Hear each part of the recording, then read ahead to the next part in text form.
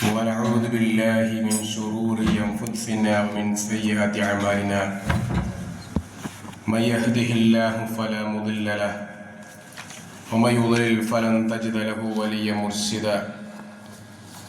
اللهم صل على محمد وعلى آل محمد كما صليت على إبراهيم وعلى آل إبراهيم وبارك على محمد وعلى آل محمد كما باركت على إبراهيم وعلى آل إبراهيم إنك حميد مجيد. أعوذ بالله من الشيطان الرجيم. يا أيها الناس اتقوا ربكم الذي خلقكم من نفس واحدة وخلق منها زوجها وبث منهما رجالا كثيرا ونساء واتقوا الله الذي تساءلون به والأرحام إن الله كان عليكم رقيبا. أما بعد فإن خير الكلام كلام الله وخير السنن سنن محمد صلى الله عليه وسلم وشر الأمور محدثاتها وكل محدثة بدعة وكل بدعة ضلالة وكل ضلالة في النار. بسم الله الرحمن الرحيم. وهل أتاك حديث موسى إذ رأى نارا فقال لأهلهم كثوا إني آنست نارا لعلي آتيكم منها بقبس أو أجد على النار هدى. يا أيها الإخوان والأخوات اتقوا الله عباد الله أوصيكم أولا بتقوى الله. ഏറെ സ്നേഹം നിറഞ്ഞ സഹോദരന്മാരെ സഹോദരിമാരെ, അള്ളാഹുവിൻ്റെ നിയമങ്ങൾ പാലിച്ച് ഖബറിലേക്ക് മടങ്ങേണ്ടവരാണ് നാം എല്ലാവരും എന്ന ബോധത്തോടു കൂടി അമലുകളെ പൂർണ്ണമായും ക്രമീകരിക്കണേ എന്ന് ആമുഖമായി ഓരോരുത്തരെയും ഓർമ്മിപ്പിക്കുകയാണ്. അള്ളാഹു നമുക്ക് എല്ലാവർക്കും പരിപൂർണമായ ആരോഗ്യവും ഈമാനും പ്രദാനം ചെയ്യുമാറാവട്ടെ. സഹോദരന്മാരെ സഹോദരിമാരെ, മൂസ നബി അലൈഹിസ്സലാത്തു വസ്സലാം ഈജിപ്തിൽ നിന്നും മദീനയിലേക്കുള്ള യാത്ര പോയി. സസ്യശ്യാമളമായ ഈജിപ്ത്, അവിടെ കൊട്ടാര ജീവിതത്തിന് ശേഷം ചുട്ടുപൊള്ളുന്ന മണൽക്കാട്ടിലൂടെ നടന്നുകൊണ്ടുള്ള യാത്രയായിരുന്നു മദീനയിലേക്ക്. സൂറത്തുൽ ഖസസിലെ 1-ാമത്തെ ആയത്ത് മുതൽ 21 വരെയുള്ള ആയത്തുകളിൽ ആ കാര്യം അള്ളാഹു വിശദീകരിച്ചു. അതിൽ തവക്കുലാണ് മൂസ നബിക്ക് ആ യാത്രയിൽ കൂടെയുണ്ടായ ഒരേ ഒരു ആയുധം.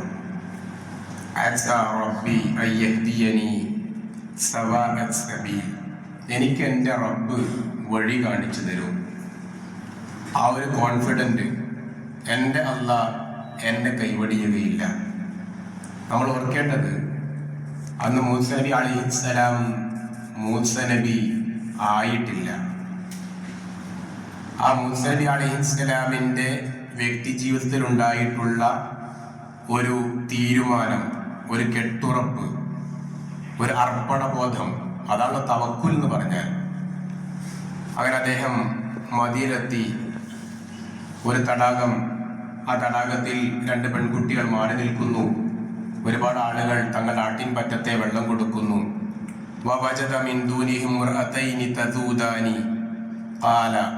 അങ്ങനെ മാറി നിൽക്കുന്ന കുട്ടികളോട് മൂസ നബി അലൈഹിസ്സലാം ചോദിക്കുന്നു, മാ ഖത്ബുകുമ, അവരോട് സംസാരിക്കുന്നു, എന്താണ് നിങ്ങൾ മാറി നിൽക്കാൻ കാരണം? അവർ പറഞ്ഞു, 2 കാരണമാണ്. ഒന്ന്, ഇവിടെ ഒരുപാട് ആളുകളുണ്ടല്ലോ, അതുകൊണ്ട് തന്നെ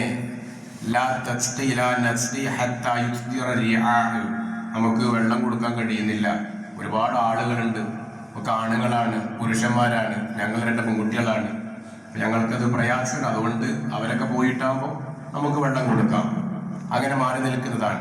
നമ്മുടെ ഉപ്പയാണെങ്കിൽ വൃദ്ധനാണ്. നമ്മൾ വന്നത് ഇങ്ങനെ അഴിഞ്ഞാടാൻ വേണ്ടി പൂതിയായിട്ടൊന്നുമല്ല, പുറത്തിറങ്ങാൻ തോന്നിയിട്ടല്ല, ഷോപ്പിങ്ങിന് ഇറങ്ങിയതല്ല, പിന്നെ ഒരു പഞ്ച് കിട്ടാൻ വേണ്ടിയിട്ട് ഇറങ്ങിയതുമല്ല. മറിച്ച് വീട്ടിലാരുമില്ല, ഞങ്ങളെ വരാനുള്ളൂ, ഉപ്പ പ്രായമായി വാർദ്ധക്യമായി, ഞങ്ങൾ ഉപ്പയെ സഹായിക്കാൻ വന്നവരാണ്. ഈ ഒരു വർത്തമാനം അവിടെ വരികയാണ്. ഈ കഥകൾ നമുക്കറിയാം. ഇവിടെ ചരിത്രത്തിൽ നമുക്കുള്ള ഗുണപാഠം ഒന്ന്, പിതാവിനെ സഹായിക്കുന്ന മനസ്ഥിതിയുള്ള 2 മക്കൾ എന്നുള്ളതാണ്. അതോടൊപ്പം ഏത് പ്രതിസന്ധി ഘട്ടത്തിലും അവരവരുടെ വിവേകം കളഞ്ഞു കുളിക്കാൻ പാടില്ല എന്നുള്ളതാണ്. ആ പെൺകുട്ടികൾ തിരക്കുണ്ട്, പ്രയാസമുണ്ട്, പക്ഷെ അവിടെ ആണുങ്ങൾക്കിടയിൽ പുരുഷന്മാർക്കിടയിൽ ഇടകലർന്നിട്ടില്ല എന്നുള്ളതാണ്. സ്ത്രീകൾക്കുണ്ടാവേണ്ട വലിയൊരു ഗുണമായിട്ടാണ് പഠിപ്പിച്ചത് ഇടകലരാതിരിക്കുക എന്നുള്ളത്. ശാലീനത, കുലീനത്വം, അത് സ്ത്രീത്വത്തിന് ചേർന്ന ഒരു സംഗതിയാണ്. അഴിഞ്ഞാടുക എന്നുള്ളത് വസ്ത്രത്തിലൂടെ, വേഷത്തിലൂടെ, ഭാഷയിലൂടെ അഴിഞ്ഞാടുക എന്നുള്ളത് ഒരു പെണ്ണിന് യോജിച്ചതല്ല എന്ന് പഠിപ്പിക്കുന്നു. അങ്ങനെ വെള്ളം കൊടുത്തു, മൂസ നബി അലൈഹിസ്സലാം സഹായിച്ചു. എന്നിട്ട് മൂസ നബി അലൈഹിസ്സലാം പ്രാർത്ഥിക്കുന്നു. അവിടെ നമുക്കുള്ള ഗുണപാഠം, ഒരു വിശ്വാസി എന്നുള്ളത് സാമൂഹ്യ ജീവി ആയിരിക്കണം. ഞാനും കെട്ടിയോളും കുട്ടിയോനും തട്ടാനും എന്ന് പറഞ്ഞ ഒരു ശൈലിയുണ്ടല്ലോ, അതൊരു മുസ്ലിമിന് പറ്റൂല. ഒരു മുസ്ലിം എന്നുള്ളത് സമൂഹത്തിൽ ജീവിക്കുന്നവനാണ്. അതുകൊണ്ട് തന്നെ സഹകരണം ഉണ്ടാവണം, സാമൂഹ്യ ബോധം ഉണ്ടാവണം. ഞാൻ ഉസ്താദാണ്, എൻ്റെ പള്ളിയിൽ ഒതുങ്ങി നിൽക്കലാണ്, 5 വക്ത് ഇമാം വെക്കുക, അങ്ങനെ വേറെ ആരോടും മിണ്ടാതെ ഒന്നും അറിയാതെ റൂമുകൾക്കുള്ളിൽ ഇരുന്നുകൊണ്ട് ഭക്ഷണം കഴിച്ച് ഫത്വ കൊടുക്കുന്ന ഒരു മൊയ്യാരായിട്ടല്ല നാം നീങ്ങേണ്ടത്. മറിച്ച് നമുക്ക് 5 വക്ത് നിസ്കാരത്തോടൊപ്പം കുടുംബത്തോട് ബാധ്യതയുള്ളതോടൊപ്പം വീട്ടിലുള്ളവർക്ക് വേണ്ടി അധ്വാനിക്കുന്നതോടൊപ്പം സമൂഹത്തോട് ബാധ്യതയുണ്ട് എന്നുള്ള ഒരു വലിയ ഗുണപാഠമാണ് മൂസ നബി അലൈഹിസ്സലാം അവിടെ സഹായിച്ചതിൽ നമുക്ക് പഠിപ്പിച്ചത്. മറ്റൊരു മൂസയുടെ ചരിത്രം മറ്റൊരു ഗുണപാഠം, ജനങ്ങളിൽ നബിസ്വല്ലല്ലാഹു പറഞ്ഞല്ലോ, അഹബ്ബുൻ നാസി അൻഫഉഹും ഇലല്ലാഹ്, അള്ളാഹ്ക്ക് ഏറ്റവും ഇഷ്ടപ്പെട്ടവർ, അൻഫഉഹും ലിന്നാസ് എന്നാണ്. അള്ളാഹുവിന് ഏറ്റവും ഇഷ്ടപ്പെട്ടവർ ആരാണ് എന്ന് ചോദിച്ചപ്പോ പരോപകാരം ചെയ്യുന്നവൻ എന്ന് പഠിപ്പിച്ചിട്ടുണ്ട്. പരോപകാരം ചെയ്യുക എന്ന് പറയുമ്പോൾ ഒരാൾ ബുദ്ധിമുട്ട് അനുഭവിക്കുമ്പോൾ ആ ബുദ്ധിമുട്ടുന്നവനെ സഹായിക്കുക. എന്തിനേറെ ഹറമിലെ പള്ളി, മദീന പള്ളിയിൽ റസൂലുള്ളാഹി പറയാണ്, എന്റെ ഈ പള്ളിയിൽ 1 മാസം ഇഅ്തികാഫിരിക്കുന്നതിനേക്കാൾ പുണ്യമാണ് നിങ്ങൾ പാവപ്പെട്ടവനെ ആവശ്യം വരുമ്പോൾ സഹായിക്കുക എന്നുള്ളത്. സഹായിക്കേണ്ടത് ആവശ്യം വരുമ്പോഴാണ്. സഹായിക്കാൻ എനിക്ക് ബുദ്ധി ഉണ്ടാകുമ്പോഴല്ല ഞാൻ സഹായിക്കേണ്ടത്. ഒരാൾ ആവശ്യക്കാരനായിരിക്കുമ്പോഴാണ് സഹായിക്കേണ്ടത്. എനിക്ക് പണം ഉള്ളത് കൊണ്ട് കൊടുക്കുന്നതല്ല, അവൻ ആവശ്യക്കാരനായതുകൊണ്ടാണ് ഞാൻ അവന് പണം കൊടുക്കുന്നത്. അപ്പോൾ ആവശ്യക്കാരനെ അവന്റെ ആവശ്യബോധം മനസ്സിലാക്കിയിട്ട് സഹായിക്കണം എന്നാണ്. യാചകൻ വന്നപ്പോ നബി സല്ലല്ലാഹു അലൈഹി വസല്ലം ചോദിച്ചത്, നിനക്കെന്താ പണി അറിയാന്നാണ്. എനിക്ക് വിറക് വെട്ടാനേ അറിയുള്ളൂ, ആകെ വേറൊരു പണിയും അറിയില്ല. അന്ന് ആരെങ്കിലും ഒരാൾ ഇയാൾക്ക് കോടാലി വാങ്ങിക്കൊടുക്കോ എന്ന് ചോദിച്ചല്ലോ, കോടാലി വാങ്ങിക്കൊടുത്തു. അപ്പോ ആവശ്യം കണ്ടറിഞ്ഞുകൊണ്ട് സഹായിക്കുക. അങ്ങനെ ചെയ്യുന്നവർ ഈ പള്ളിയിൽ, മദീന പള്ളിയിൽ 1 മാസം ഇഅ്തികാഫിരിക്കുന്നതിനേക്കാൾ പുണ്യമാണ് എന്ന് നബി സല്ലല്ലാഹു അലൈഹി വസല്ലം പഠിപ്പിക്കുകയാണ്. അപ്പൊ പറഞ്ഞു വന്നത്, മൂസ നബി അലൈഹിസ്സലാം പഠിപ്പിച്ച 2ാമത്തെ ഗുണപാഠം ആവശ്യക്കാരുടെ ആവശ്യങ്ങൾ തിരിച്ചറിയണമെന്നാണ്. എന്നുള്ളതിൽ വലാ യഹുല്ലു അല എന്നൊരു പ്രയോഗമുണ്ട്. ഹല്ല അല, യഹുല്ലു അല എന്ന് പറഞ്ഞാൽ പ്രേരണ കൊടുക്കുക, പ്രേരിപ്പിക്കുക എന്നാണ്. വലാ യഹുല്ലു അല, പ്രേരിപ്പിക്കാത്തവൻ എന്ന ഒരു പ്രയോഗമുണ്ടല്ലോ. അപ്പോ അവനവൻ ചെയ്യുക എന്നതോടൊപ്പം തന്നെ മറ്റുള്ളവരെ നന്മ ചെയ്യാൻ, സഹായിക്കാൻ പ്രേരിപ്പിക്കുക എന്നൊരു ഘടകമുണ്ട്. ആ സൂറത്തിൽ തന്നെ അവസാനമായി പറഞ്ഞ പ്രയോഗം വ യംനഊനൽ മാഊൻ എന്നാണ്. പരോപകാരം തടയുന്നവരെന്നാണ്. ചട്ടി, കലം, പിന്നെ കൈക്കോട്ട് പോലെയുള്ള സാധനമൊക്കെ അതിൽ പെടും എന്നാണ് പണ്ഡിതന്മാർ പറഞ്ഞിട്ടുള്ളത്. എന്തോ ആവട്ടെ, അപ്പൊ മൂസ നബി അലൈഹിസ്സലാമിന്റെ ഗുണപാഠം മുഖ്യമായുള്ളത് പരോപകാരം ചെയ്യണം, സാമൂഹ്യ ജീവിയായിരിക്കണം നമ്മൾ, മറ്റുള്ളവന്റെ ആവശ്യം കണ്ടറിഞ്ഞുകൊണ്ട് സഹായിക്കണം. ഈ 3 ഗുണപാഠമാണ് അവിടെ നൽകുന്നത്. അങ്ങനെ മൂസ നബി അലൈഹിസ്സലാം വെള്ളം കോരി കൊടുത്തു. ആ പെൺകുട്ടികൾ പോവുകയാണ്. അങ്ങനെ മൂസ നബി അലൈഹിസ്സലാം തണലിലേക്ക് മാറി നിന്നു. ഫഖാല, എന്നിട്ട് പ്രാർത്ഥിച്ചു, റബ്ബി ഇന്നി ലിമാ അൻസൽത ഇലയ്യ മിൻ ഖൈരിൻ ഫഖീർ. അല്ലാഹുവേ, എനിക്ക് ഗുണമായിട്ടുള്ള എന്തെങ്കിലും നീ തരണേന്നാണ്. റബ്ബി, അല്ലാഹുവേ, ഇന്നി ലിമാ അൻസൽത ഇലയ്യ മിൻ ഖൈരിൻ ഫഖീർ, ഞാൻ ആവശ്യക്കാരനാണ്, അതുകൊണ്ട് ഗുണമായിട്ടുള്ളത് എന്താണോ ലഭിക്കുക അത് എനിക്ക് തരണേ എന്നാണ്. ആ പ്രാർത്ഥന പഠിക്കേണ്ട പ്രാർത്ഥനയാണ്. സൂറത്തുൽ ഖസസിൽ 28-ാം സൂറത്തിലെ 24-ാമത്തെ ആയത്താണ്. പഠിക്കേണ്ട പ്രാർത്ഥനയാണ്. ചില പണ്ഡിതന്മാർ ഈ ആയത്തിനെ വിശദീകരിച്ചത്, ജോലി കിട്ടാത്തവർ ഈ പ്രാർത്ഥന നടത്തിയാൽ എളുപ്പത്തിൽ ജോലി കിട്ടും, കല്യാണം കഴിക്കാൻ വേണ്ടി പ്രയാസപ്പെടുന്നവർ ഈ പ്രാർത്ഥന ചൊല്ലേണ്ടതാണ് എന്നൊക്കെ ചില പണ്ഡിതന്മാർ പറഞ്ഞിട്ടുണ്ട്. അപ്പൊ ഞാൻ പറഞ്ഞത്, ഇത് നമ്മൾ പഠിക്കേണ്ട ഒരു പ്രാർത്ഥനയാണ്. നമ്മുടെ ഈ ആശയം നമ്മുടെ ജീവിതത്തിൽ കടമെടുത്തുകൊണ്ട് ജീവിക്കേണ്ടതാണ്. എന്താണ്? അല്ലാഹുവേ, എനിക്ക് എന്തെങ്കിലും ഹൈറായതുണ്ടെങ്കിൽ എനിക്ക് തരണേ എന്നാണ്. നമ്മൾ ഒരാള് പോവാണ്, അയാൾ കൈ നീട്ടി നമ്മുടെ ബൈക്കിലോ കാറിലോ പോകുന്നു, നമുക്ക് വേറെ തിരക്കൊന്നുമില്ല, അയാളെ കയറ്റി അയാൾ ഉദ്ദേശിച്ച സ്ഥലത്ത് ഇറക്കിയതിനു ശേഷം നമ്മൾ പ്രാർത്ഥിക്കാൻ, പഠിച്ചോനെ അയാൾ ഞാൻ കയറ്റിയിട്ടുണ്ട്, എന്തെങ്കിലും ഹൈർ അതിൽ എനിക്കുണ്ടെങ്കിൽ എനിക്ക് തരണേ. ഇങ്ങനെ നമ്മെ കൊണ്ട് എന്തൊക്കെ സഹായം നമ്മൾ ചെയ്തു കൊടുത്തിട്ടുണ്ടാവും. എത്ര ആൾക്ക് വഴി പറഞ്ഞു കൊടുത്തിട്ടുണ്ടാവും നമ്മൾ, എത്ര ആൾക്ക് നമ്മൾ വെള്ളം ഒഴിച്ചു കൊടുത്തിട്ടുണ്ടാവും. പള്ളിയിൽ നോമ്പ് തുറയിലും നമ്മുടെ വീട്ടിലെ പരിപാടികളിലും എത്ര പേർക്ക് വെള്ളം ഒഴിച്ചു കൊടുത്തിട്ടുണ്ടാവും. അപ്പൊ ഇങ്ങനെ ഒരു ഉപകാരം ഒരാൾക്ക് ചെയ്താൽ നമ്മൾ മനസ്സറിഞ്ഞുകൊണ്ട് അള്ളാഹുവോട് പറയേണ്ട പ്രാർത്ഥനയാണ്, അള്ളാഹുവേ, ഞാൻ ഈ ചെയ്ത അമലിൽ എന്തെങ്കിലും ഹൈർ ഉണ്ടെങ്കിൽ റബ്ബേ എനിക്ക് തരണേ എന്നാണ്. മൂസ നബി അലൈഹിസ്സലാം അത് പ്രാർത്ഥിച്ചു. ആ മൂസ നബിയുടെ പ്രാർത്ഥനക്ക് വളരെ പെട്ടെന്ന് ഉത്തരം കിട്ടിയെന്ന ഖുർആൻ തന്നെ പഠിപ്പിച്ചത്. പെട്ടെന്ന് ഉത്തരം കിട്ടി. അതേ സൂറത്തിൽ തന്നെ അടുത്ത ആയത്ത് 25-ാമത്തെ ആയത്ത്, ഫജഅതുഹു ഇഹ്ദാഹുമാ തംശി. ആ ആയത്തുകൾ പറയേണ്ടതില്ല. അങ്ങനെ ആ പെൺകുട്ടികൾ വീട്ടിലേക്ക് പോയി അവരുടെ ഉപ്പയോട് കഥകൾ പറഞ്ഞു, വിശദീകരിച്ചു. അതിലൊരു പെൺകുട്ടി തിരിച്ചു വരികയാണ്. എന്തിനു വേണ്ടി? ഈ മനുഷ്യനെ വിളിക്കാൻ. എന്തിനാ വിളിക്കുന്നത്? അവർ നാണത്തോടെ ഉപ്പാനോട് പറഞ്ഞു, കാര്യങ്ങളൊക്കെ പറഞ്ഞു. അങ്ങനെ നാണത്തോടെ ആ പെൺകുട്ടി വന്നിട്ട് പറഞ്ഞു, ഇന്ന അബി യദ്ഉക ലിയജ്സിയക അജ്റ മാ സഖൈത ലനാ. എന്റെ ഉപ്പ നിങ്ങളെ വിളിക്കുന്നുണ്ട്, നിങ്ങൾ വീട്ടിലേക്ക് വരാൻ പറഞ്ഞിട്ടുണ്ട്, നിങ്ങൾ വീട്ടിലേക്ക് വരണം എന്ന് പറഞ്ഞു. അങ്ങനെ മൂസ നബി അലൈഹിസ്സലാം അവിടെ ആ ഒരു ആയത്തിന്റെ പ്രയോഗത്തിൽ ഒന്ന് നാണത്തോടെ വന്നു എന്നാണ്. നാണം എന്നുള്ളത് ഒരു മനുഷ്യന് ജീവിതത്തിൽ ആവശ്യമാണ്. അൽ ഹയാഉ ശുഅബത്തുൻ മിനൽ ഈമാൻ എന്നാണ്. ഈമാനിന്റെ ഭാഗമാണ് നാണം, ലജ്ജ എന്നുള്ളത്. ഈ ആധുനിക സമൂഹത്തിൽ ഏറ്റവും കൂടുതൽ നഷ്ടപ്പെട്ടു പോയ വലിയൊരു സമ്പത്താണ് ലജ്ജ എന്നുള്ളത്. ആണിനും പെണ്ണിനും നഷ്ടപ്പെട്ടു പോയ ഒരു മുതലാണ് ലജ്ജ എന്നുള്ളത്. മൊത്തത്തിൽ മനുഷ്യർക്ക് ലജ്ജ വേണം, അത് ഈമാന്റെ ഭാഗമാണ്. സ്ത്രീകൾ എടുത്തു പറഞ്ഞപ്പോ ഒന്നുകൂടി റസൂലുള്ളാഹി പറഞ്ഞു, സ്ത്രീകൾക്ക് നാണം നിർബന്ധമായും വേണം എന്ന് പറഞ്ഞു. മാത്രല്ല, മദീന പള്ളിയിൽ ഒരു ദൗറ കഴിഞ്ഞ് ക്ലാസ് കഴിഞ്ഞ് നിസ്കാരം കഴിഞ്ഞ് പോകുമ്പോ സ്ത്രീകളോട് റസൂലുള്ളാഹി പറഞ്ഞു, നിങ്ങൾ ഈ പള്ളിയുടെ ഓരത്തൂടെ പോകണം കേട്ടോ, അങ്ങനെ നടുവിലൂടെ പോകാൻ പാടില്ല, മിക്സാവാൻ പാടില്ല, ഇടകലരാൻ പാടില്ല എന്ന് പറഞ്ഞ ഹദീസുകൾ നമുക്ക് കാണുവാൻ സാധിക്കുന്നുണ്ട്. അപ്പൊ ലജ്ജ എന്നുള്ളത് വേണ്ടടുത്ത് വേണം. പക്ഷെ എല്ലായിടത്തും ലജ്ജ പറ്റോ? ലജ്ജയുള്ളവൻ എല്ലായിടത്തും പറ്റോ? ഇല്ല. ഇൽമ സ്വീകരിക്കാൻ ലജ്ജ ഉണ്ടാവാൻ പാടില്ല. ഇപ്പോ രണ്ട് മനുഷ്യന്മാരെ റസൂലുള്ളാഹി പറയുന്നുണ്ട്, രണ്ട് വിഭാഗം ആൾക്കാർ പുതിയതൊന്നും പഠിക്കൂല. ഒന്ന് അഹങ്കാരമുള്ളവരാണ്. അഹങ്കാരം. ഇപ്പൊ ഞാൻ വിചാരിക്കാണ്, ഞാൻ ഇത്ര വലിയ ഒരാൾ എങ്ങനെയാ പഠിക്കുക?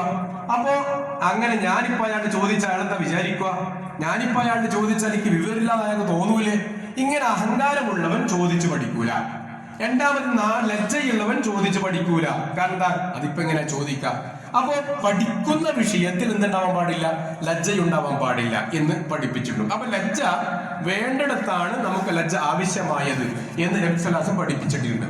അപ്പോ അവിടെ ഉപ്പ വിളിക്കുകയാണ്. ഉപ്പ വിളിക്കുന്നത് നിങ്ങൾ വീട്ടിലേക്ക് വരണം. എന്തിനാ ഉപ്പ വിളിക്കുന്നത്? ലിയജ്സിയക, പ്രതിഫലം തരാനാണ്. നമ്മൾ ശീലിക്കേണ്ട ഒരു ശൈലിയുണ്ട്. നബി സല്ലല്ലാഹു അലൈഹി വസല്ലം പഠിപ്പിച്ചതാണ്, നമുക്കൊരാൾ ഒരു ഉപകാരം ചെയ്താൽ പ്രാർത്ഥിക്കണം. എന്താ പ്രാർത്ഥിക്കേണ്ടത്? ജസാക്കല്ലാഹ്. നമുക്കൊക്കെ അറിയുന്ന ഒരു പ്രാർത്ഥന അല്ലേ? തിരിച്ച് നമ്മൾ എന്ത് പറയണം? വഇയ്യാക എന്ന് പറയണം. അപ്പൊ ആമീൻ എന്ന് പറഞ്ഞതായും ചില റിപ്പോർട്ടുകളിൽ കാണുന്നുണ്ട്. അപ്പൊ ഏതായാലും ജസാക്കല്ലാഹ് എന്ന് പറയാനുള്ള ഹദീസ് നമുക്ക് ഹദീസുകൾ കാണും. അപ്പൊ ഉപ്പ വിളിച്ചിട്ടുണ്ട് നിങ്ങളെ കൂലി തരാനാണ്.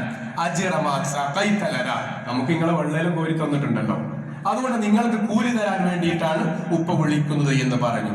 അങ്ങനെ അവിടേക്ക് പോവുകയാണ്. അവിടെ ആ കുട്ടികളുടെ ഉപ്പ ശുഐബ് നബിയാണ് ചരിത്രത്തിൽ പറയപ്പെടുന്നു. ഏതായാലും ഇദ്ദേഹം തന്റെ കഥകളൊക്കെ പറഞ്ഞിട്ടുണ്ടാവാം. അപ്പൊ അദ്ദേഹം മൂസ അലൈഹിസ്സലാമിനോട് പറയാണ്, ലാ തഖഫ്, നിങ്ങൾ പേടിക്കേണ്ടതില്ല. അവിടെ നമുക്ക് മറ്റൊരു മര്യാദ അതാണ്. അപ്പൊ ശുഐബ് നബി അലൈഹിസ്സലാം ആണെങ്കിൽ അദ്ദേഹം പറഞ്ഞത്, മൂസ നബിയോട് പറഞ്ഞതിൽ നമുക്ക് കിട്ടേണ്ട മറ്റൊരു ഗുണപാഠം അതാണ്. ഒരു മനുഷ്യൻ പേടിയുള്ള, ഭയപ്പാടുള്ള, പ്രയാസപ്പെടുന്ന, കടത്തിലോ രോഗത്തിലോ കഷ്ടപ്പാടിലോ ഉള്ള ഒരു മനുഷ്യനോട് അവന്റെ ആ പ്രയാസം കേൾക്കുക എന്നതിനേക്കാൾ ഉപരി നമ്മൾ ചെയ്യേണ്ട ഒരു മര്യാദ ലാ തഖഫ്, സാരില്ല, അതൊക്കെ ശരിയാവും. രോഗികളുടെ അടുക്കലേക്ക് പോകുമ്പോൾ റസൂൽ എന്താ പഠിപ്പിച്ചത്? ആ മനുഷ്യന്റെ തലയിൽ കൈവച്ചുകൊണ്ട് പ്രാർത്ഥിക്കുക, അങ്ങനെ കൈവെക്കാൻ പറ്റുന്നവരാണെങ്കിൽ. അല്ലെങ്കിലോ നിങ്ങൾ പറയണം ഇൻഷാ അല്ലാഹ്, സാരില്ല, അതൊക്കെ ശരിയാവും, അള്ളാഹ് പരീക്ഷിക്കുന്നല്ലേ, ശരിയാവും ഇൻഷാ അല്ലാഹ് എന്ന് പറഞ്ഞ് സമാധാനിപ്പിക്കാനാണ്. അപ്പൊ പ്രയാസപ്പെടുന്നവന്റെ പ്രയാസം എന്ത് ചെയ്യണം? മാറ്റിക്കൊടുക്കുവാനുള്ള വാക്കുകൾ ഉണ്ടാവണം എന്ന് ഇവിടെ നമുക്ക് മൂസ നബിയുടെ ചരിത്രത്തിൽ പഠിപ്പിക്കില്ല. നിങ്ങൾ പേടിക്കേണ്ട ആവശ്യമൊന്നുമില്ല. നജൗത മിനൽ ഖൗമിൽ ളാലിമീൻ, നിങ്ങൾ അക്രമികളിൽ നിന്നും രക്ഷപ്പെട്ടിട്ടുണ്ട്. നിങ്ങളിപ്പോ നല്ല സ്ഥലത്ത് എത്തിയത്, നിങ്ങൾ ആരും ഇവിടെ തേടി വരുമൊന്നുമില്ല. നിങ്ങൾ സേഫ് സോണിലാണ് ഉള്ളത്, നിങ്ങൾ നല്ല സുരക്ഷിതമായ സ്ഥലത്താണ് ഉള്ളത്, നിങ്ങൾ ബേജാറാവേണ്ട ആവശ്യമൊന്നുമില്ല എന്ന് പറഞ്ഞ് മനസ്സമാധാനം കൊടുക്കുക എന്നുള്ളത് ഒരു വിശ്വാസിക്കുണ്ടാവേണ്ട ഏറ്റവും വലിയ ഗുണമാണ് എന്നുള്ളത്. ഇവിടെയാണ് ഒരു മനുഷ്യൻ, ഒരു വിശ്വാസി മറ്റൊരാൾക്ക് സമാധാനം കൊടുത്താൽ അള്ളാഹു സമാധാനം കൊടുക്കും. ഒരാൾ നാം മറ്റുള്ളവന്റെ പ്രയാസത്തെ മറച്ചു വെച്ചാൽ നമ്മുടെ തെറ്റുകളെ അള്ളാഹു മറച്ചു വെക്കും. നമ്മൾ ഒരാളുടെ ദുഃഖങ്ങൾ മാറ്റിക്കൊടുത്താൽ നമ്മുടെ തെറ്റുകൾ അള്ളാഹു മാറ്റിത്തരും. നാം ഒരാളുടെ സ്വകാര്യം മറച്ചു വെച്ചാൽ ഖിയാമത്ത് നാളിൽ നമ്മുടെ എല്ലാ പ്രയാസങ്ങളും അള്ളാഹു മറച്ചു വെക്കും, എല്ലാ തെറ്റുകളും അള്ളാഹു മറച്ചു വെക്കും, രഹസ്യമാക്കി വെക്കും. ഇങ്ങനെ ഒരുപാട് ഹദീസുകൾ. അതുകൊണ്ട് തന്നെ ഖുറബി ദുനിയ എന്നാണ്, ദുന്യാവിൽ നമ്മുടെ അറിവിലോ വിവരത്തിലോ പെട്ട ആരെങ്കിലും പ്രയാസപ്പെടുന്നവരുണ്ടെങ്കിൽ വാക്കാലോ നോക്കാലോ നാം ആശ്വാസം കൊടുക്കണം എന്ന് ഈ ചരിത്രം നമുക്ക് പഠിപ്പിക്കുകയാണ്. അതിനുശേഷം മൂസ നബി അലൈഹിസ്സലാം അവിടെ പണിക്കാരനായി മാറുകയാണ്. ശുഐബ് നബി അദ്ദേഹത്തെ പണിക്കാരനാക്കി വെക്കുന്നു എന്നർത്ഥം. എങ്ങനെ തുടക്കം എങ്ങനെയാ? മക്കൾക്ക് ആ 2 പെൺകുട്ടികൾക്ക് വെള്ളം കോരി കൊടുത്തതായിരുന്നു. അങ്ങനെ അവര് ഈ പെൺകുട്ടികൾ ഉപ്പയോട് പറഞ്ഞത്, യാ അബത്തി ഇസ്തഇജിറുഹു, നമുക്ക് ഇയാളെ കൂലിപ്പണിക്ക് നിർത്താം, നമുക്ക് ഒരു കൂലിപ്പണിക്ക് ഇദ്ദേഹത്തെ നിർത്താം. ഇന്ന ഖൈറ മൻ ഇസ്തഇജർത അൽ ഖവിയ്യ് അൽ അമീൻ, 26-ാമത്തെ ആയത്താണ്. അൽ ഖവിയ്യ്, ഒരു കൂലിക്കാരന്, ഒരു ജോലിക്കാരന് ഉണ്ടാവേണ്ടതാണ്. അത് ഉദ്യോഗസ്ഥനാണെങ്കിലും അധ്യാപകനാണെങ്കിലും രക്ഷിതാവാണെങ്കിലും കൂലിപ്പണിക്കാരനാണെങ്കിലും ഒരു മേഖലയിൽ പ്രവർത്തിക്കുമ്പോൾ ഉണ്ടാവേണ്ട ഏറ്റവും വലിയ മര്യാദയാണ് ഒന്ന് ശക്തി എന്നുള്ളത്. അവിടെ ശക്തി എന്നുള്ളത് കേവലം പണ്ഡിതന്മാർ വിശദീകരിച്ചത് മസിൽ പവർ എന്നുള്ള മാനസിക ശക്തി എന്നൊരു സാധനം ഉണ്ടല്ലോ, അല്ലെ? അതാണ് ഏറ്റവും വലിയ ശക്തി. അപ്പൊ ശക്തി നിർബന്ധമാണ്. അതോടൊപ്പം അമീൻ, വിശ്വസ്തത നിർബന്ധമാണ്, അല്ലെ? നമ്മുടെ കീഴിലുള്ളവർ നമ്മെ അംഗീകരിക്കണമെങ്കിൽ എന്താണ്? എന്റെ മുതലാളി ആള് വിശ്വസ്തനാണ് എന്ന ബോധ്യം ഉണ്ടാവണം. തൊഴിലാളിയെ അംഗീകരിക്കണമെങ്കിൽ ആ തൊഴിലാളി ആള് വിശ്വസ്തനാണെന്ന ബോധം മുതലാളിക്ക് ഉണ്ടാവണം. അപ്പൊ ഒരു വിശ്വസ്തത എന്നുള്ളത് ഒരു മനുഷ്യന് നിർബന്ധമാണ് എന്ന് പഠിപ്പിക്കുന്നു. പ്രത്യേകിച്ച് ഒരു ജോലി ചെയ്യുന്നവൻ അവന്റെ ജോലിയിൽ ആര് നോക്കാനുണ്ടായാലും ഇല്ലെങ്കിലും അവനിൽ വിശ്വസ്തത കാണിക്കണം എന്ന് ഈ ചരിത്രം നമുക്ക് പഠിപ്പിക്കാം. നമ്മുടെ ജോലിയിൽ നമ്മൾ ഒരുപാട് ജോലി ചെയ്യുന്നവരാണല്ലോ, ഓഫീസ് തലങ്ങളിലും അല്ലാത്ത തലങ്ങളിലും ഒരുപാട് മേഖലയിൽ വർക്ക് ചെയ്യുന്നവരാണല്ലോ. നമ്മുടെ മേഖലയിൽ നാം വർക്ക് ചെയ്യുമ്പോൾ അതിൽ കൃത്യമായ ഒരു അർപ്പണം നമ്മൾ നടത്താറുണ്ടോ എന്ന് ചിന്തിക്കേണ്ടതാണ്. വിശ്വസ്ത, നമ്മൾ ഏത് ജോലിയോ ആയിക്കോട്ടെ അതിൽ അതിൻ്റെതായ രൂപത്തിൽ വിശ്വസ്ത. ഇപ്പൊ കച്ചവടക്കാരന് കള്ളക്കച്ചവടം നടത്താലോ, അല്ലെ? അപ്പൊ കള്ളക്കച്ചവടം നടത്തുന്നവൻ ആരാവില്ല? വിശ്വസ്തനാവുകയില്ല. അപ്പൊ വിശ്വസ്തത എന്നുള്ളത് ഒരു മനുഷ്യന്റെ ജീവിതത്തിന്റെ ഭാഗമാണ് എന്ന് മൂസ നബി അലൈഹിസ്സലാമിന് ചരിത്രം പഠിപ്പിക്കണം. അതിനുശേഷം മൂസ നബി അലൈഹിസ്സലാം അവിടെ 8 വർഷം ജോലി ചെയ്യണം എന്നുള്ള കരാറിൽ അവിടെ നിൽക്കുകയാണ്. എന്താ കരാർ? അതിലൊരാളെ കല്യാണം കഴിപ്പിച്ചു തരാം. സതജുദുനി ഇൻഷാ അല്ലാഹു മിനൽ സാലിഹീൻ. അങ്ങനെ 8 വർഷം നിനക്ക് ഇഷ്ടാവെങ്കിൽ 10 വർഷം മുന്നോ നമുക്ക് എതിർപ്പൊന്നുമില്ല, സന്തോഷമാണ് എന്ന് പറയുന്നു. അപ്പൊ അവിടെ കൂലിക്കാരനായി ജോലിക്കാരനായി മുസാ നബി അലൈഹിസ്സലാം കഴിയുകയാണ്. അതിനുശേഷമാണ് മുസാ നബി അലൈഹിസ്സലാം ഫലമ്മാ ഖളാ മൂസൽ അജല 29-ാമത്തെ ആയത്താണ്. ഫലമ്മാ ഖളാ മൂസൽ അജല, അങ്ങനെ അത്രയും കൊല്ലമായപ്പോ അദ്ദേഹം കുടുംബത്തോടൊപ്പം പോയി. കുടുംബത്തോടെ ആരാ? ഇവിടുന്ന് കിട്ടിയ ആ പെൺകുട്ടി, ആ കുടുംബവുമായി പോയി. മിൻജാനിബിത്തൂരി നാരൻ. അങ്ങനെ നടത്തത്തിൽ സൂറത്തു ഖസസിലെ 29-ാമത്തെ ആയത്തിൽ പറയാണ്, അങ്ങനെ പോയി കുറച്ചു നേരം നടന്നു. അപ്പോ ഇരുടായി, വഴി അറിയുന്നില്ല, ഒന്നും അറിയുന്നില്ല. അവിടെ ഒരുപാട് വിഷയമുണ്ട്. ഒന്ന്, ഫഖാല അഹ്ലിഹിം ഖുസു ഇന്നി ആനസ്തു നാറൻ ലഅല്ലി ആതീകും മിൻഹാ ബിഖബരിൻ. ഞാൻ അവിടെ ഒരു വെളിച്ചം കാണുന്നുണ്ടല്ലോ, ഞാൻ പോയി നോക്കിയിട്ട് വരട്ടെ. നമുക്ക് ചിലപ്പോ ആതീകും മിൻഹാ ബിഖബരിൻ, ആരെങ്കിലും ഒരു വർത്താനം കിട്ടുമല്ലോ. ഖബർ എന്ന് പറഞ്ഞാൽ വാർത്ത, വർത്തമാനം എന്നൊക്കെയാണ്. അപ്പോ അവരോട് ആരോടെങ്കിലും, അവിടെ ആരെങ്കിലും ഉണ്ടാവില്ല, ആൾപ്പാർപ്പുള്ള അടുത്താണല്ലോ വെളിച്ചം ഉണ്ടാവുക. അപ്പൊ ആ വെളിച്ചമുള്ള അടുത്ത് പോയാൽ എനിക്ക് എന്തെങ്കിലും വിവരം കിട്ടുമല്ലോ. അങ്ങനെ ഞാൻ എന്ത് ചെയ്യാം, ആ വെളിച്ചവുമായി അല്ലെങ്കിൽ വിവരവുമായി വരാം എന്ന് പറഞ്ഞു. അതല്ലെങ്കിൽ അല്ലക്കും തജ്തലൂൻ, നമുക്ക് എന്ത് ചെയ്യാം, തീ കായുകയും ചെയ്യാലോ. അങ്ങനെ മൂസാ നബി അലൈഹിസ്സലാം കുടുംബത്തിൽ നിർത്തുന്ന രംഗമാണ്. അതിനുശേഷം ഈ ചരിത്രം തൽക്കാലം സൂറത്തുൽ ഖസസ് അവിടെ നിർത്തുകയാണ്. പിന്നെ നേരെ നമ്മുടെ സൂറത്ത് ആഹയിലേക്ക് വരികയാണ്. ഖസസിലെ 30 ആയത്താകുമ്പോഴേക്കും ആ വിഷയം അവിടം വരെ പറഞ്ഞു. പിന്നെ സൂറത്തുൽ ഖസസിൽ പറയുന്നത് നുബുവത്തിന് ശേഷം മൂസാ നബി അലൈഹിസ്സലാം ഫിർഔനും തമ്മിലുള്ള ആ പോരാട്ടമാണ് അടുത്ത ഭാഗമായി പറയുന്നത്. പിന്നെ നമുക്ക് ഇനി സൂറത്ത് ആഹയിൽ ഓതി വെച്ച ആയത്തിലേക്ക് തുടങ്ങാം. വഹൽ അതാക ഹദീസ് മൂസ, മൂസാ നബി അലൈഹിസ്സലാമിന്റെ വർത്തമാനം. ഇത് റഅ നാരൻ, അദ്ദേഹം തീ കണ്ടപ്പോൾ, ഫഖാല ലിഅഹ്ലിഹിം ഖുസു ഇന്നി ആനസ്തു നാറ ലഅല്ലി ആതീകും മിൻഹാ ബിഖബസിൻ ഔ അജിദു അലന്നാരി ഹുദ. അദ്ദേഹം പറയാൻ, നമുക്ക് എന്ത് ചെയ്യാം, ആ തീ കാണുന്നുണ്ടല്ലോ, നമുക്ക് ചിലപ്പോൾ അത് വെളിച്ചമായി കിട്ടാം. ഒരുപാട് വിശദീകരണങ്ങൾ വന്നിട്ടുണ്ട്. ഒന്ന് വഴികാട്ടിയാവാം, വെളിച്ചമാകാം, തീക്കായാം, ഇങ്ങനെ ഒരുപാട് വിശദീകരണങ്ങൾ. അപ്പൊ ഏതായാലും ആ വെളിച്ചം കണ്ടു, അദ്ദേഹം പോവാണ്. എവിടെയൊക്കെ പോകുന്നത്? ആ വെളിച്ചത്തിന്റെ അടുത്തേക്ക്. ആരാ പോകുന്നത്? മൂസാ നബിയാണ്. കൂടെ ആരുടെ? കുടുംബത്തെ അവിടെ നിർത്തിയിട്ടാണ് പോകുന്നത്. മൂസാ നബിക്ക് അറിയില്ല ഇതെന്ത് വെളിച്ചാണെന്ന് അറിയില്ല. കുടുംബം വെളിച്ചം കാണുന്നുമില്ല, കാരണം കുടുംബം കാണുന്നില്ല. ഇവിടെ നമ്മൾ മനസ്സിലാക്കേണ്ടത്, നമ്മൾ അള്ളാഹ് ഇഷ്ടപ്പെട്ടവരെ അള്ളാഹു ആദരിക്കും, അള്ളാഹ് ഇഷ്ടപ്പെട്ടവരെ അള്ളാഹു ബഹുമാനിക്കും, അള്ളാഹ് ഇഷ്ടപ്പെട്ടവരുടെ പദവി അള്ളാഹു ഉയർത്തും. അവിടെ ആർക്കും അള്ളാഹ് അറിയിച്ചു കൊടുക്കുന്ന സംഗതിയല്ലാതെ മറഞ്ഞ കാര്യം അറിയാൻ ഒരാൾക്കും സാധ്യമല്ല. ഏറ്റവും വലിയ തെളിവ് മൂസാ നബി അലൈഹിസ്സലാം കണ്ട വെളിച്ചം എന്താണ് എന്ന് മൂസാ നബിക്കോ മൂസാ നബിയുടെ കൂടെയുള്ള കുടുംബത്തിനോ മനസ്സിലായിട്ടില്ല. ആ വെളിച്ചത്തെ ആര് കാണുന്നുമില്ല? കുടുംബങ്ങൾ കാണുന്നുമില്ല. ആര് മാത്രമേ കാണുന്നുള്ളൂ? മൂസാ നബി അലൈഹിസ്സലാം മാത്രമേ കാണുന്നുള്ളൂ. അപ്പൊ ആ ചരിത്രം അങ്ങനെ മൂസാ നബി അലൈഹിസ്സലാം പോവാൻ. ആ വെളിച്ചത്തിന് പോകുമ്പോൾ നമ്മൾക്ക് തീ കായാൻ പറ്റും, വെളിച്ചം കിട്ടും, ചൂട്ടയായിട്ട് ഉപയോഗിക്കാം, വഴികാട്ടിയായി ഉപയോഗിക്കാം. അവിടെ ആളുണ്ടെങ്കിൽ അവരോട് ചോദിക്കാം, ഇനി എങ്ങോട്ട് നമ്മൾ യാത്ര പോകേണ്ടതെന്ന് അറിയാം. ഈ പ്രതീക്ഷയിൽ പോയി അവിടെ എത്തിയപ്പോഴാണ് മൂസാ നബി അലൈഹിസ്സലാമിനെ വിളിക്കുകയാണ്. എന്നിട്ട് പറഞ്ഞു, ഇന്നി അന റബ്ബുക ഫഖ്ലഅന അലൈക ഇന്നക ബിൽവാദിൽ മുഖദ്ദസി തുവ. അല്ലെ, തുവ എന്നുള്ള താഴ്വരയിലാണ് നീ ഇപ്പോൾ ഉള്ളത് എന്ന് പറഞ്ഞുകൊണ്ടുള്ള ആ പ്രഖ്യാപനമാണ്. എന്താണ്? നിനക്ക് വഹി കിട്ടിയിരിക്കുന്നു, അല്ലെ, ഞാനിതാ നിന്നെ നബിയായി തെരഞ്ഞെടുത്തിരിക്കുന്നു. പ്രഖ്യാപനമാണ്. എന്താണ് വഹിയുടെ ആദ്യ ഘട്ടം? എന്താണ്? ഇന്നനി അനല്ലാഹ് ലാ ഇലാഹ ഇല്ലാ അന ഫഅബ്ദുനി. ഞാനാണ് ഇലാഹ്, അള്ളാഹു മാത്രമേ ഇലാഹുള്ളൂ, അതുകൊണ്ട് അള്ളാഹിനെ ആരാധിക്കണം. എല്ലാ നബിമാരും പറഞ്ഞിട്ടും അതാണ്. നൂഹ് നബി അലൈഹിസ്സലാം മുതൽ എല്ലാ അമ്പിയാക്കന്മാരും ആദ്യമായി നടത്തിയ ദഅവത്ത് എന്താണ്? ലാ ഇലാഹ ഇല്ലല്ലാഹ് തന്നെയാണ്. അതിന്റെ കാരണങ്ങൾ നാം മനസ്സിലാക്കിയതുമാണ്. അപ്പൊ ലാ ഇലാഹ ഇല്ലല്ലാഹ് എന്നുള്ളത് അവിടെ മൂസാ നബി അലൈഹിസ്സലാമിനോട് പ്രഖ്യാപിക്കാൻ പറയാം. ലാ ഇലാഹ ഇല്ലല്ലാഹ് കൃത്യത വന്നു കഴിഞ്ഞാൽ, ലാ ഇലാഹ ഇല്ലല്ലാഹ് കൃത്യത വന്നു കഴിഞ്ഞാൽ പിന്നെ ഉണ്ടാവേണ്ട അടുത്ത ഘട്ടമാണ് നിസ്കാരം നിലനിർത്തുക എന്നുള്ളത്. എന്തിനാണ് നിസ്കാരം? ലാ ഇലാഹ ഇല്ലല്ലാഹ് തൗഹീദാണ്. രണ്ടാമത് പറഞ്ഞു എന്നെ ഓർക്കുവാൻ വേണ്ടി നിസ്കാരം നിലനിർത്തണമെന്നാണ്. ആ പ്രയോഗം നാം ഒന്ന് അടിവരയിട്ട് വായിക്കേണ്ടതാണ്. നിസ്കാരം നിലനിർത്തേണ്ടത് എന്തിനാണ്? ലിദിക്രി, എന്നെ ഓർക്കുവാൻ വേണ്ടി എന്നാണ്. എന്താണ് അങ്ങനെ പറഞ്ഞതിന്റെ അർത്ഥം? ഒരുപാട് വിശദീകരിക്കേണ്ടതാണ്. ഒന്ന്, നിസ്കാരത്തെ കുറിച്ച് റസൂലുള്ളാഹി പറഞ്ഞ ഒരു ഉദാഹരണം നമുക്കറിയാലോ.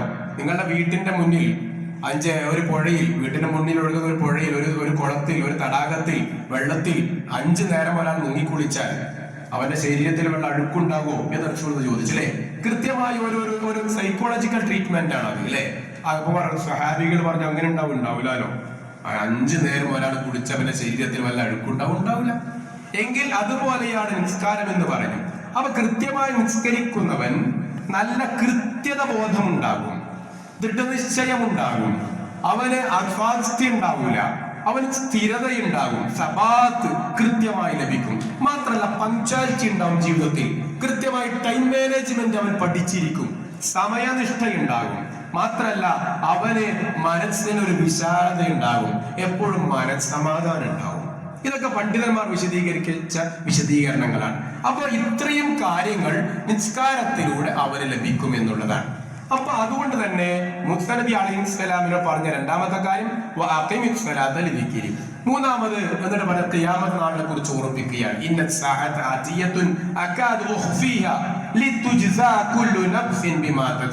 ഖിയാമത്ത് നാള് അത് വരും. മുസാ നബി അലൈഹിസ്സലാമിന്റെ കാലഘട്ടത്തിൽ തന്നെ ആ വിഷയം പഠിപ്പിക്കാൻ. അത് എപ്പോഴാ വരിക? അത് അടുത്തുണ്ടാകും, പക്ഷെ എപ്പോഴാ വരിക അതറിയില്ല. സമയം അത് പറഞ്ഞിട്ടില്ല, അത് ഗോപ്യമാണ്. എന്താണ് സമയം പറയാതിരിക്കുവാനുള്ള കാരണം? എന്താണ്? അത് നിങ്ങളുടെ അമലുകൾ പൂർണ്ണമായി ചെയ്യുവാനാണ് അതിന്റെ സമയം പറയാത്തത് എന്ന് ഖുർആൻ പഠിപ്പിക്കാൻ. അതായത് അതിന്റെ ജീവിതത്തിൽ അമല് കൊണ്ട് തയ്യാറാവണം, അമല് കൊണ്ട് നാം മുൻകൂട്ടി തയ്യാറാവണം. അതുകൊണ്ട് എന്ത് പറഞ്ഞിട്ടില്ല? എപ്പോഴാ ലോകം അവസാനിക്കാന്ന് പറഞ്ഞിട്ടില്ല. എപ്പോഴാണ് അവസാനിക്കാന്ന് പറഞ്ഞിരുന്നെങ്കിൽ മുൻകൂട്ടി നമ്മൾ തയ്യാറാവില്ലായിരുന്നു. എപ്പോഴാ ലോകാവസാനം ഉണ്ടാവുക എന്ന് അറിഞ്ഞിരുന്നെങ്കിൽ നമ്മൾ മുൻകൂട്ടി പ്രിപ്പയർഡ് ആവില്ലായിരുന്നു. എപ്പോഴാണ് നമ്മുടെ മരണം എന്ന് അറിഞ്ഞിരുന്നെങ്കിൽ നാം മുൻകൂട്ടി സജ്ജരാകുമായിരുന്നില്ല അല്ലെ. അപ്പൊ മുൻകൂട്ടി നാം തയ്യാറാവുക, അമല കൊണ്ട് മുന്നൊരുങ്ങുക എന്നുള്ളതാണ്.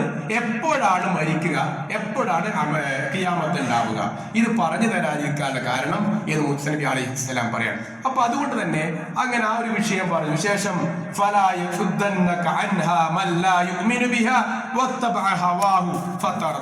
അങ്ങനെ മുസാ നബി അലൈഹിസ്സലാമിനോട് ചില കാര്യങ്ങൾ, ചില മുഅ്ജിസത്തുകൾ കാണിച്ചു കൊടുക്കുകയാണ്. അതിൽപ്പെട്ട ഒന്നാണ് അദ്ദേഹത്തോട് പറഞ്ഞു, കയ്യതാ ഒന്ന് കൈ വലത് കക്ഷത്തിലേക്ക് വെച്ച്. അങ്ങനെ അദ്ദേഹം വലത് കക്ഷത്തിലേക്ക് വെച്ചു. ആ കൈ ഒന്ന് എടുത്ത് അദ്ദേഹം എടുത്തു. അപ്പൊ കൈ പ്രകാശിച്ചു. അപ്പൊ ആ പ്രകാശിക്കുക എന്നുള്ളത് അദ്ദേഹത്തിന് കാണിച്ചു കൊടുക്കുകയാണ്. പിന്നെ ഒന്ന് തൊട്ടുണർത്തുക, നമ്മള് ഒരു ആമുഖ ഭാഷണം പോലെ മുസാ നബി അലൈഹിസ്സലാമിനെ അള്ളാഹു തൊട്ടുണർത്തുകയാണ്. അല്ല മൂസ, എന്താ കയ്യിൽ എന്താ ഉള്ളത്? അപ്പൊ ഹസായ, അതെന്റെ വടിയാണ്. എന്തിനാ എന്റെ വടി? എന്തിനാ എന്റെ കയ്യിൽ?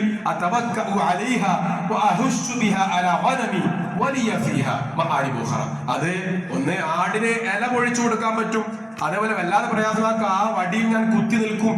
അപ്പൊ അങ്ങനെ ഒരുപാട് ഉപകാരങ്ങൾ ആ വടി കൊണ്ടുണ്ട്. എന്നാൽ അൽത്തിഹായ മൂസ, അതൊന്ന് നിലത്തിട്ട് നോക്കിയട്ടെ എന്ന് പറഞ്ഞു. നിലത്തിട്ടപ്പോ എന്തായി? അത് പാമ്പായി മാറി. അപ്പൊ മൂസാ നബി അലൈഹിസ്സലാം പേടിച്ചു പോയി. പേടിക്കേണ്ട ആവശ്യമൊന്നുമില്ല, നീ അത് പിടിച്ചോ എന്ന് പറഞ്ഞു. പിടിച്ചു. ആ വടി എന്തായി? അത് പഴയതിലേക്ക് മടങ്ങി. ഇതൊക്കെ ദൃഷ്ടാന്തമാണ്. എന്തിനാണ്? നിനക്ക് കാണിച്ചു തരുവാനുള്ള ദൃഷ്ടാന്തമാണ് ഇതൊക്കെ നിനക്ക് കാണിച്ചു തന്നു എന്ന് പറയാം. അപ്പൊ മൂസാ നബി അലൈഹിസ്സലാമിനെ അള്ളാഹു അവിടെ ആദരിക്കുന്ന രംഗമാണ് നമുക്ക് അവിടെ കാണുവാൻ സാധിക്കുന്നത് എന്നാണ്. അപ്പൊ ഇവിടെ എന്താണ് നമുക്ക് ഇത്രയും പറഞ്ഞതിൽ ഗുണപാഠം? മൂസാ നബി അലൈഹിസ്സലാമിനെ ആദരിക്കുന്നതിന് മുന്നേ നാം മൂസാ നബിയുടെ ഉമ്മയുടെ ചരിത്രം മുതലാണ് തുടങ്ങിയത്. അതിൽ ഒന്ന്, ഒരുപാട് ആവർത്തി ചരിത്രത്തിൽ തവക്കുലാക്കി കഴിഞ്ഞാൽ, അള്ളാഹുവിൽ നാം കൃത്യമായി അർപ്പണം നടത്തിയാൽ, തവക്കുലാക്കി കഴിഞ്ഞാൽ അള്ളാഹു നമ്മെ ഏറ്റെടുക്കും. നമ്മൾ മനസ്സിലാക്കേണ്ട ഒരു വിഷയമാണത്. നമ്മൾ അള്ളാഹുവിൽ തവക്കുലാക്കി കഴിഞ്ഞാൽ ഏത് പ്രതിസന്ധി ഘട്ടത്തിലും, ഏത് പ്രയാസ ഘട്ടത്തിലും നാം അള്ളാഹുവിൽ തവക്കുലാക്കി കഴിഞ്ഞാൽ അള്ളാഹു നമ്മെ ഏറ്റെടുക്കും, അള്ളാഹു നമ്മെ സഹായിക്കും. അള്ളാഹു നമ്മുടെ കാലുകൾക്ക് ഭദ്രത തരും, കാലുകൾക്ക് സ്ഥിരത തരും, കാലുകൾക്ക് സുസ്ഥിരതയുണ്ടാകും, മനസ്സിന് കെട്ടുറപ്പുണ്ടാകും. അതോടൊപ്പം തന്നെ നമുക്ക് നല്ല മനക്കരുത്തുണ്ടാകും. ഇതൊക്കെ തവക്കുൽ അർപ്പിച്ചാൽ കിട്ടുന്ന ലാഭമാണ്. മൂസാ നബിയുടെ ഉമ്മ തുടക്കത്തിൽ തുടങ്ങിയ തവക്കലിലൂടെയാണ് അല്ലെ. അള്ളാന്റെ കൽപ്പന കിട്ടിയപ്പോ പെട്ടിയിലാക്കി ഒഴുക്കി, കൊട്ടാരത്തിലെത്തിയപ്പോ ആ തവക്കുലിന്റെ ലാഭമായി, മെച്ചമായി, മെന്മയായിട്ടായിരുന്നു ഉമ്മാക്ക് തന്നെ മകനെ കിട്ടിയത്. ശേഷം അവിടുന്ന് കൊട്ടാരം വിട്ടിറങ്ങിയ ചരിത്രം മുതൽ ഓരോ വിഷയത്തിലും കൃത്യമായി തവക്കുലിന്റെ ഗുണപാഠമാണ് നമുക്ക് കാണുവാൻ സാധിക്കുന്നത്. സഹോദരന്മാരെ, സഹോദരിമാരെ, മുഹറം നോമ്പനുഷ്ഠിക്കുകയാണ് നമ്മൾ. മുഹറം 9ഉം 10ഉം നോമ്പനുഷ്ഠിച്ചുകൊണ്ടിരിക്കുമ്പോൾ ഹിജറയുടെ ചരിത്രം പറയുമ്പോൾ ഈ പറഞ്ഞ രൂപത്തിൽ മൂസാ നബി അലൈഹിസ്സലാം ഇന്ന് നാം 10ഓളം കാര്യങ്ങൾ സൂചിപ്പിച്ച കൂട്ടത്തിൽ അതിൽ ഏതൊക്കെയാണ് എന്റെ ജീവിതത്തിൽ നഷ്ടപ്പെട്ടു പോയത് എന്ന ഒരു ചിന്ത നമ്മൾ നടത്തേണ്ടതാണ്. അതിൽ ഏതൊക്കെയാണ് സ്വീകരിക്കാൻ പറ്റിയത് എന്നൊരു ബോധവും നമുക്കുണ്ടാവേണ്ടതാണ്. മൂസാ നബി അലൈഹിസ്സലാമിന്റെ ആ ജീവിതത്തിലുണ്ടായ തന്റെ മദീനയിലേക്കുള്ള യാത്രയിൽ അദ്ദേഹത്തിനുണ്ടായ അനുഭവങ്ങളും അതിൽ നമുക്കുള്ള ഗുണപാഠങ്ങളും ഉൾക്കൊള്ളുവാൻ തയ്യാറാവുക. അല്ലാഹു തൗഫീഖ് നൽകുമാറാവട്ടെ.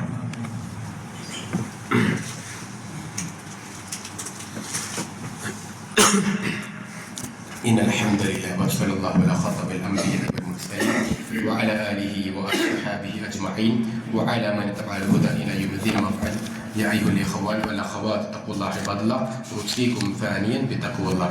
ഏറെ സ്നേഹം നിറഞ്ഞ സഹോദരന്മാരെ, സഹോദരിമാരെ, അള്ളാഹുവിന്റെ നിയമങ്ങളും നിർദ്ദേശങ്ങളും പാലിച്ച് ഖബറിലേക്ക് മടങ്ങേണ്ടവരാണ് നമ്മളെല്ലാവരും എന്ന ബോധത്തോടു കൂടി പരിപൂർണമായും ജീവിതത്തെ ക്രമീകരിക്കണേ എന്ന് ഒന്നുകൂടി ഓരോരുത്തരെയും ഉറപ്പിക്കുകയാണ്.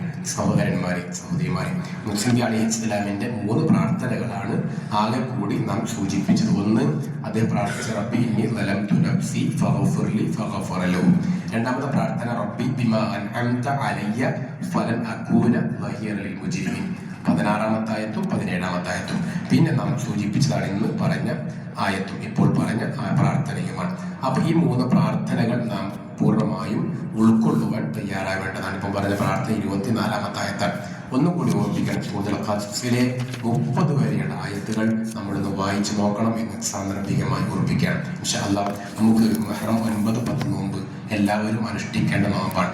വളരെ പ്രാധാന്യമുള്ള, കഴിഞ്ഞ വരാൻ പോകുന്ന പാപങ്ങളൊക്കെ പൊറുക്കപ്പെടുന്ന കാര്യമാണ് മുഹറത്തിൽ നോമ്പ് എന്നുള്ളത്. മൊത്തത്തിൽ സുന്നത്ത് നോമ്പുകൾക്ക് ഒരുപാട് പ്രതിഫലമുണ്ട്. ഫർദ് നോമ്പിനെ അപേക്ഷിച്ച് സുന്നത്ത് നോമ്പുകൾ നോക്കുന്നവരെ കുറിച്ച് ഒന്ന് പറഞ്ഞത് മനസ്സിലുള്ള കുത്ത് ഉണ്ടാവില്ല, കറുപ്പ് കുത്ത് കളയപ്പെടും. മറ്റൊന്ന് പറഞ്ഞ് വിചാരണയിൽ ഇളവുണ്ടാകപ്പെടും. വേനൽക്കാലത്തുള്ള നോമ്പിന് ഒരുപാട് ശ്രേഷ്ഠതകൾ ഹദീസുകളിൽ വന്നിട്ടുള്ളതാണ്. അപ്പോൾ അതേപോലെ തന്നെ അള്ളാഹു സ്വകാര്യ അമലുകളിൽ പറഞ്ഞ ഒരു കാര്യമാണ് നോമ്പ് എന്നുള്ളത്. ദാവൂദ് നബി അലൈഹിസ്സലാമിനെ എടുത്തു പറഞ്ഞപ്പോൾ നോമ്പിനെ എടുത്തു പറഞ്ഞിട്ടുണ്ട്. ദാവൂദ് നബിയുടെ ജീവിതചര്യ ഇടവിട്ട നോമ്പായിരുന്നു എന്ന് പറയുന്നുണ്ട്. അപ്പോൾ തിങ്കൾ, വ്യാഴം, 13, 14, 15 തീയതിയിൽ നോമ്പ്, മുഹറം, അതേപോലെ യൗമ അറഫ, ദുൽഹജ്ജ് 9 പോലെയുള്ള നോമ്പുകൾ എല്ലാം നാം ഒഴിവാക്കാതെ അനുഷ്ഠിക്കാൻ കഴിയും. പ്രത്യേകിച്ച് മുഹറത്തിലെ നോമ്പ് റമദാനിന് മുന്നേ നിർബന്ധമാക്കപ്പെട്ട നോമ്പായിരുന്നു എന്നുള്ളത് ഗൗരവത്തോടെ നാം മനസ്സിലാക്കിയ വിഷയമാണ്. അതോടൊപ്പം മൂസാ നബി അലൈഹിസ്സലാമിന്റെ ഹിജ്റയുമായി ബന്ധപ്പെട്ടതാണ് മുഹറത്തിലെ നോമ്പ്. മുഹറം 9 നോമ്പ് സുന്നത്ത് റസൂൽ നോമ്പ് അനുഷ്ഠിച്ചിട്ടില്ല. മുഹറം 9-ലെ റസൂൽ പറഞ്ഞപ്പോൾ അവിടെയുള്ള ജൂതന്മാരൊക്കെ മുഹറം 9-ന് ജൂതന്മാരൊക്കെ നോമ്പെടുക്കുന്നുണ്ടായിരുന്നു. നിങ്ങളെന്താ ഇങ്ങനെ നോമ്പെടുക്കാൻ കാരണം എന്ന് പറഞ്ഞപ്പോൾ ഞങ്ങളെ നബി രക്ഷപ്പെട്ടത് അന്നായിരുന്നു എന്ന് പറഞ്ഞു അല്ലെ. അപ്പോഴാണ് ഇന്നി അഹഖു ബി മൂസ, മൂസയോട് ഏറ്റവും അടുത്തത് നമ്മളാണല്ലോ. അപ്പൊ ഇൻഷാ അല്ലാഹ് അടുത്ത കൊല്ലം ഞാൻ ജീവിച്ചിരിക്കുകയാണെങ്കിൽ അടുത്തൊരു 9-നും ഞാൻ നോമ്പ് അനുഷ്ഠിക്കും എന്ന് റസൂലുള്ളാഹി പറഞ്ഞു എന്നുള്ളതാണ്. അപ്പൊ അതുകൊണ്ട് തന്നെ മുഹറം 9, 10 നോമ്പ് വളരെ പ്രാധാന്യമുള്ള നോമ്പാണ് എന്ന് നമ്മൾ മനസ്സിലാക്കേണ്ടതാണ്. നമ്മുടെ വീട്ടിൽ വളരെ ആഘോഷത്തോടെ, വളരെ താല്പര്യത്തോടെ, വളരെ ആനന്ദത്തോടു കൂടി നമ്മുടെ മക്കളെ കൂടി കുടുംബമായിട്ട് തന്നെ ഈ നോമ്പ് അനുഷ്ഠിക്കുവാനുള്ള സൗകര്യം ഉത്തരവാദപ്പെട്ടവരുണ്ടാക്കണം എന്ന് സാന്ദർഭികമായി ഓർപ്പിക്കണം. എല്ലാ ആഴ്ചയും പറയാറുള്ളത് നമ്മുടെ പള്ളിയുടെ ഫണ്ട് കളക്ഷൻ നന്നായി സഹകരിക്കുക, നന്നായി ചെലവഴിക്കാൻ